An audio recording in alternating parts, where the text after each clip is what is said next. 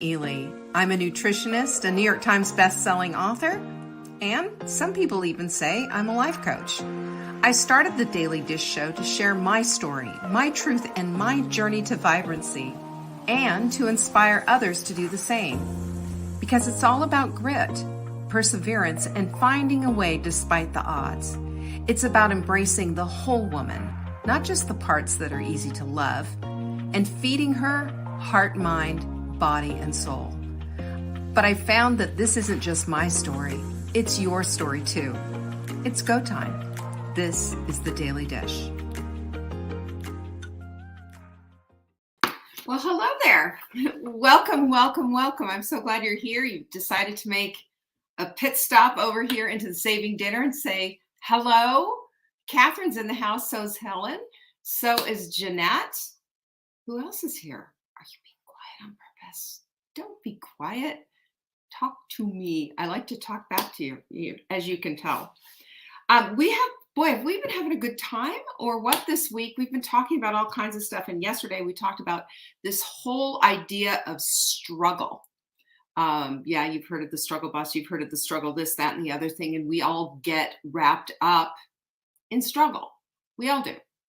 But you know where we really blow it? You know where we get just completely out of alignment? It's with worry. We're going to talk about worry today. Boy, are we going to talk about, we're going to unpack the worry today. I'm going to tell you exactly what it does to your body. Exactly. Physically, spiritually, mentally. I'm going to tell you about all of it with all the science to go with it and how we can get away from it. Okay? Who's with me on that? I mean, come on. Who doesn't worry? We all do. But there's a way out. And I'm going to talk about that today. And I'm so excited to tell you about it. Hello, Jennifer and Lily Beverly. It's nice to have you here. Jackie's in the house. So is our Jocelyn. You know what? It always makes me happy when I see you. You struggle with it? Okay. You know what? Everybody does. It's, and the other thing is, especially like when you've been in a home, raised in a home where worry was a constant companion. I told you my mother was a hand wringer. Hand wringers are those kind of worry words. The sky's falling, henny penny. But that doesn't have to be the way. Doesn't have to be the way.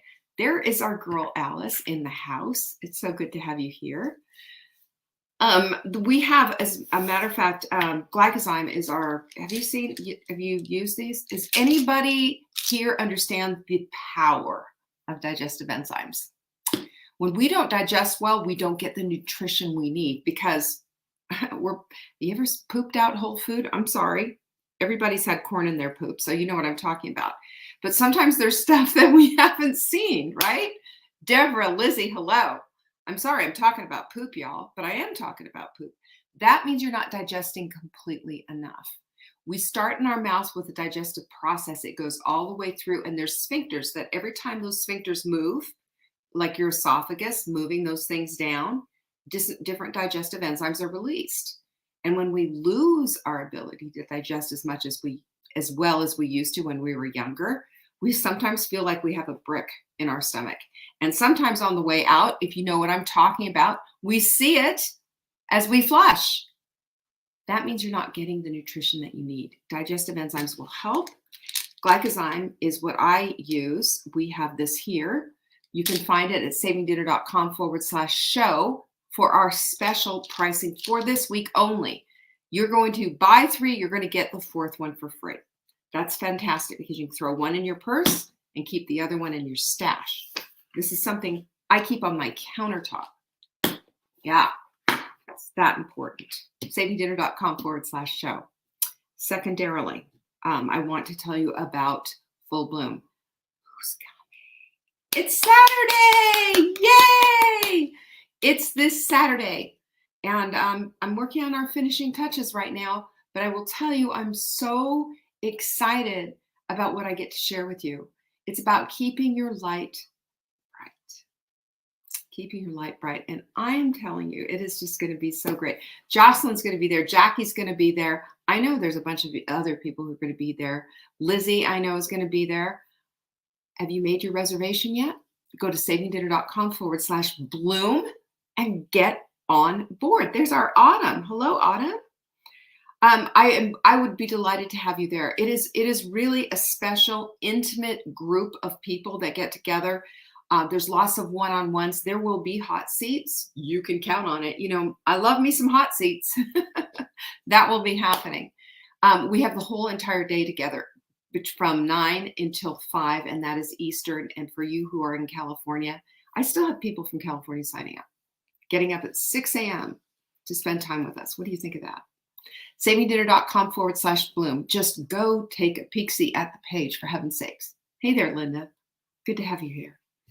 And I'm a big believer in, I almost call this like immersion therapy, because when you're working on something and you really can immerse yourself for a day in this, and we have 8 sessions, and then we have Q&As after, and then we have hot seats. It is absolutely stunning how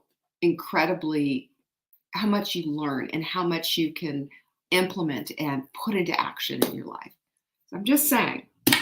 And then also we're getting ready on June 1st, because we don't stop here.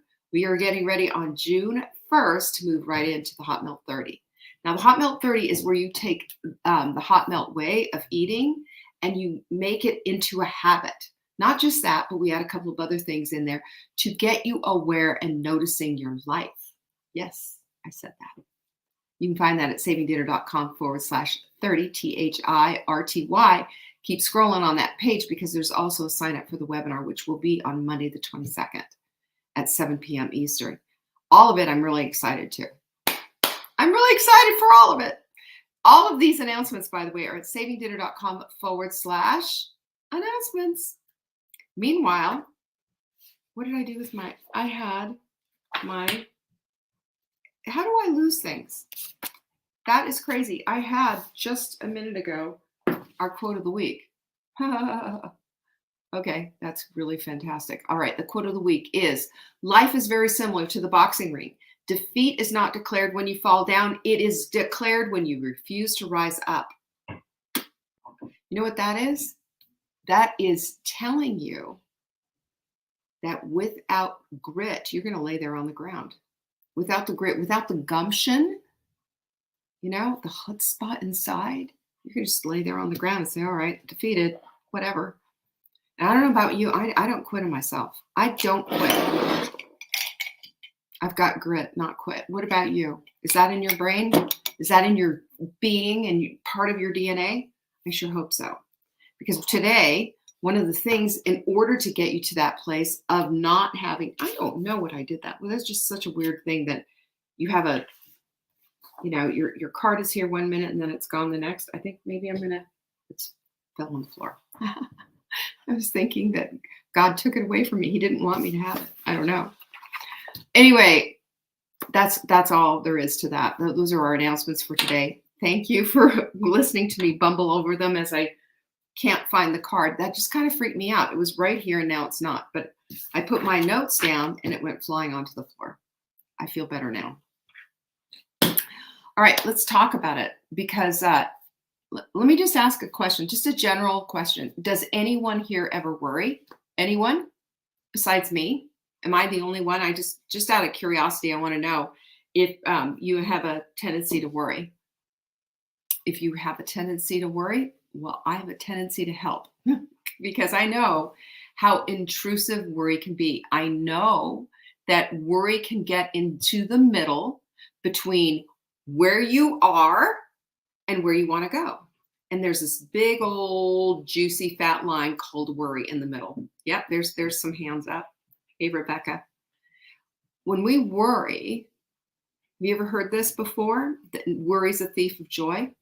Of course you have, because you've experienced it, right? Firsthand. Worry is a thief of joy, but you know what it also is? It's praying for the things that you don't want. It's also activating your particular activating system and saying, hey, brain, let's look at this.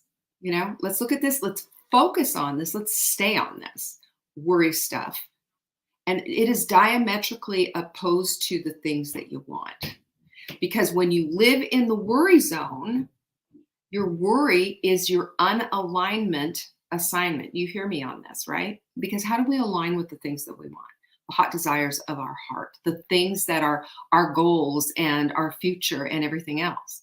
We align with it by thinking those positive thoughts about it, thinking what's it going to be like to attain this particular thing, thinking about all the things that set us up for that exact thing, right?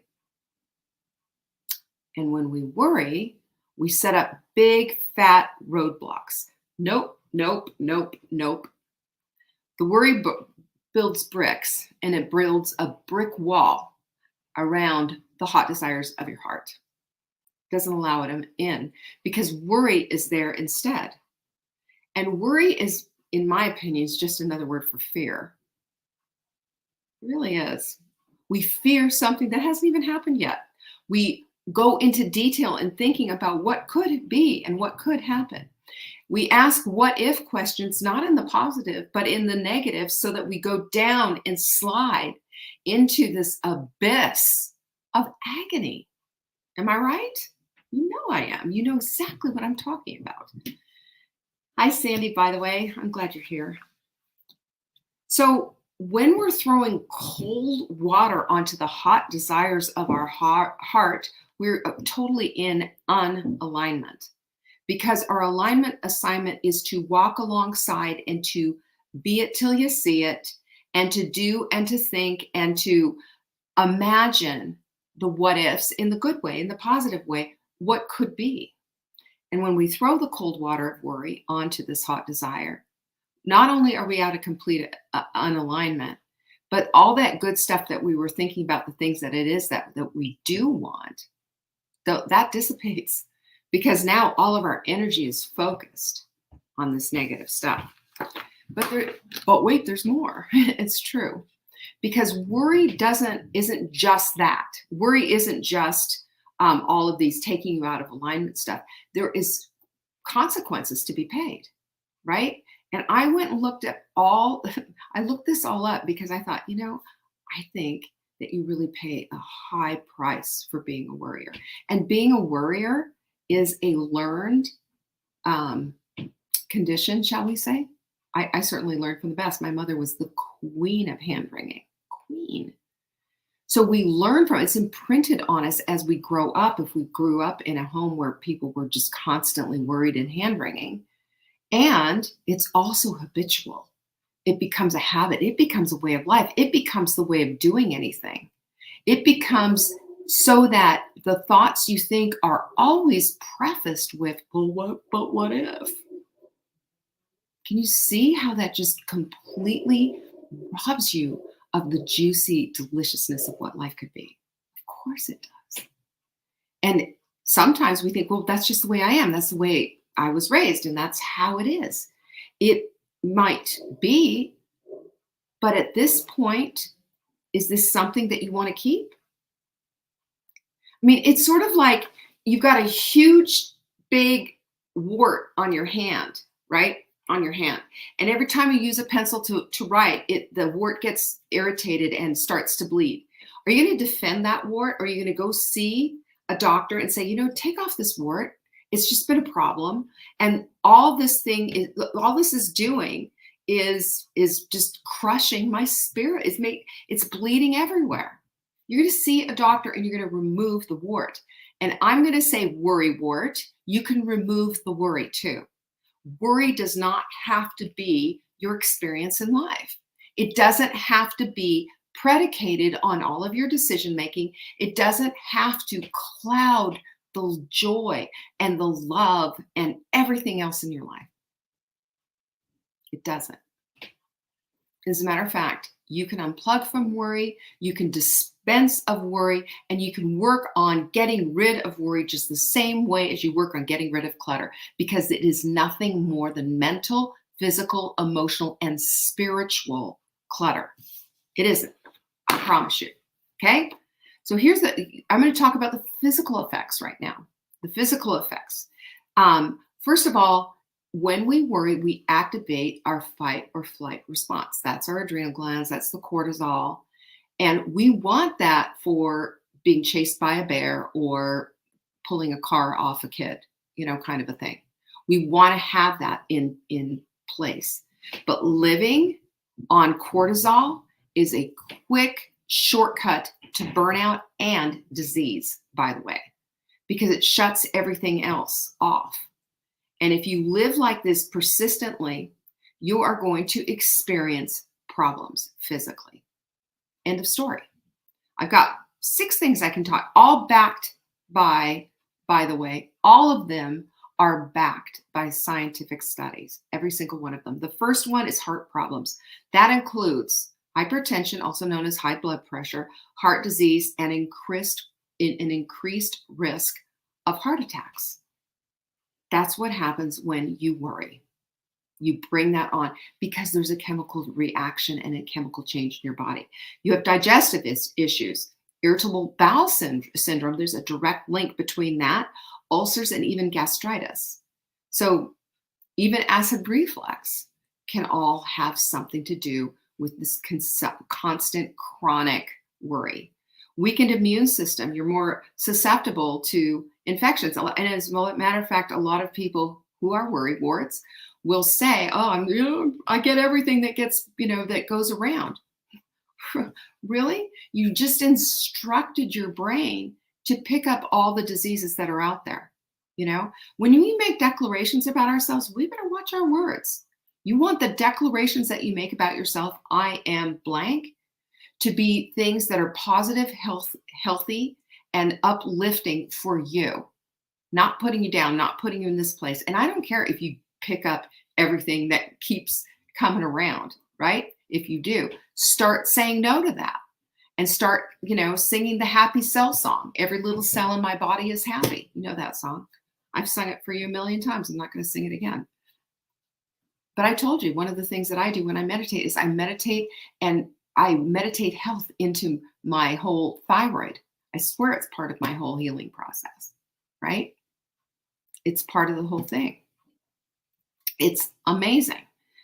The other thing is insomnia, sleep disorders. You're waking up in the middle of the night worrying, again, what do you think that's doing to you? Muscle tension and aches and increased risk of chronic diseases, including diabetes.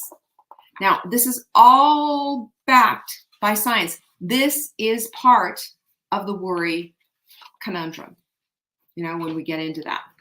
So we also need to worry about the mental effects. Guess what else it does? It increases the anxiety disorders. And believe me, those are huge. Those are huge problems that we have. There's a thing called generalized anxiety disorder. GAD is what it's called. And it's diagnosed and people get medications for it. All directly connected with chronic worrying. Depression, duh. Of course, that's going to depress you, right? Thinking about all this other kind of stuff. Substance abuse, escape. What do? Open the fridge, put the food in the mouth. It helps, right? What else? How about some alcohol, nicotine, drugs, shopping?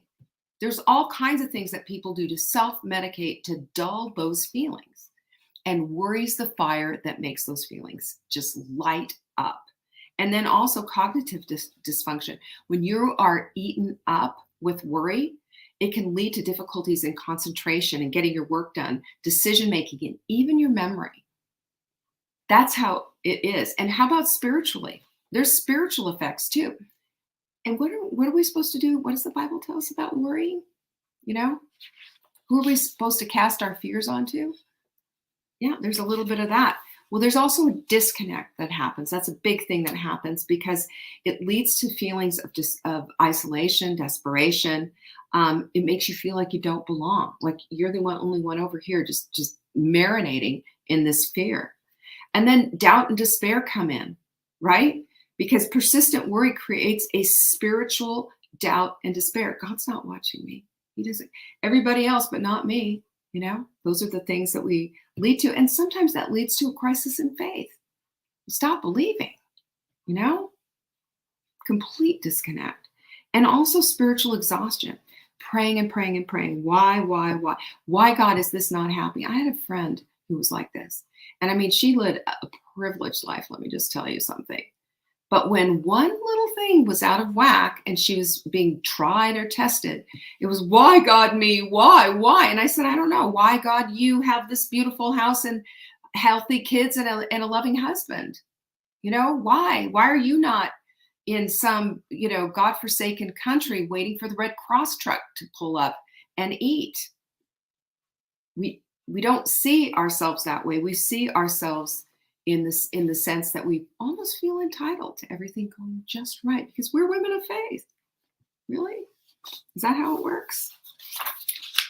So Brian Tracy, I don't know if you know him, but Brian Tracy's been around for a long. I don't even know if he's alive or dead, to be honest. But Brian Tracy's incredible, and he is a motivational speaker. He's written a bazillion different books. I love his 4-step worry buster. I think it's excellent, and believe it or not, when I think he did this like in the 70s or the 80s and came out with these things, which I used, and it helped me to bust this idea that I need to be, this woman completely intent on, worry and getting out of my own way and all of this. And I learned from him what to do. Okay, so let's get through it. The first one is to define the problem clearly, because oftentimes what we do in our worriness is it's like this big jumble of spaghetti, right? You can't tell which one goes to which one. But it's a big pile of worry. There's this over here and that over there. And what if this and what if that? And there's this here and this there. So much going on. So if we understand that we've got to look at one thing at a time and define that worry out, that problem out, oftentimes it's not as bad as we think, And we also have to remember that we're a lot stronger than we think, always, mentally, physically, emotionally. We are. So if we can define exactly what this is and the root cause, so what happened here and why is this what it is, then we at least have a good grasp of what the problem is. But if we just let it just be piles of stuff everywhere, then we're going to find ourselves in just this worry vortex where we're being eaten up by it. And that's just not helpful. One thing at a time. And define it clearly. Okay, that's number one. Number two is you have to consider all the possible solutions, because we oftentimes limit our thinking. We just say, well, we just can't do anything about it, and that's all the way there is. Is that true?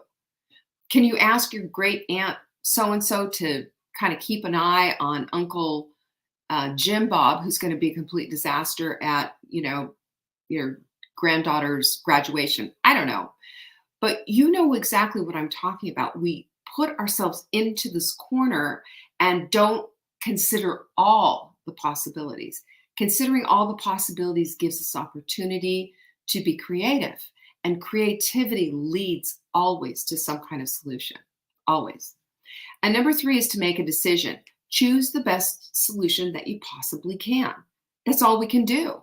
When we do that, then we are at least giving it our best effort. And by the way, sometimes these things are not going to solve any of the things, but either's the worry. It can just kind of eliminate and take the edge off a lot of this worry, and know that you've placed it into God's hands.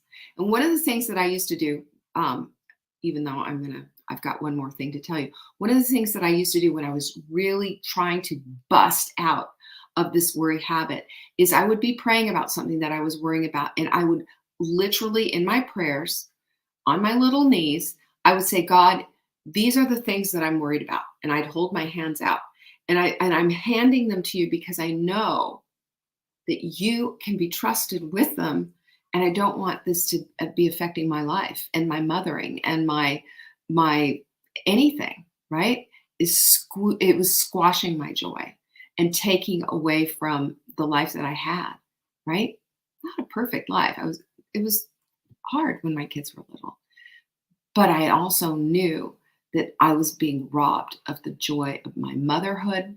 I was being robbed of the joy of the present, and I needed something to do. And I physically did this, and it made a difference. And I had in my mind's eye, I saw God saying, yes, I'll take that. I can take a lot more. Big shoulders our God has. The fourth one is to take action immediately. You know, we have to take action. Action needs to be behind it. Maybe that means you have to talk to somebody about something that makes you uncomfortable. Maybe that means that you have to put up a boundary and say no.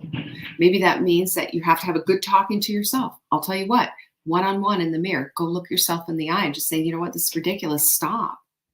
This is what we need to do. These are the things that we have decided about. We've defined the problem clearly. We've considered all the possible solutions. We've selected one, made a decision about it. And now we're taking action on it. So therefore, the worry has been dealt with. Things are going to fall in together, and they're going to come together in a way that maybe we didn't think is possible.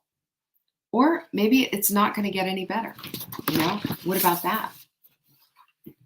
All I'm saying is this, is that when worry comes into our lives, it doesn't solve anything. It's not a problem solver at all.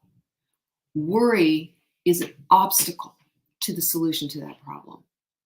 And all it does is eat you up physically, emotionally, mentally. It changes your body's chemistry and it exhausts you. So when you're in that place of worry, understand that it's a habit. You may have been raised with it, but it doesn't need to continue. No, that's not just the way you are. It's just the way you've been operating. And now is the time to take a stand against it and bust down worry. It's standing between you and the vibrant life that you want. Right? There you go. That's all I got for you. I think that's enough. Anyway, get the show notes tomorrow if you don't already get our newsletter. The show notes are going to have the scientific studies and everything like that if you want to do a deeper dive on it. But if worry has been a constant companion for you, it doesn't have to be anymore, right? I got your back, always. Peace be with you. Thank you so much for joining me. And I will see a lot of you on Saturday. Full Bloom is Saturday. Do not forget, savingdinner.com/bloom. I sure want you there. Peace be with you. Bye-bye. Thank you for joining me today. You can find me on TikTok for daily tips to help support your most vibrant life. And remember, you are the author of your own story. Until next time.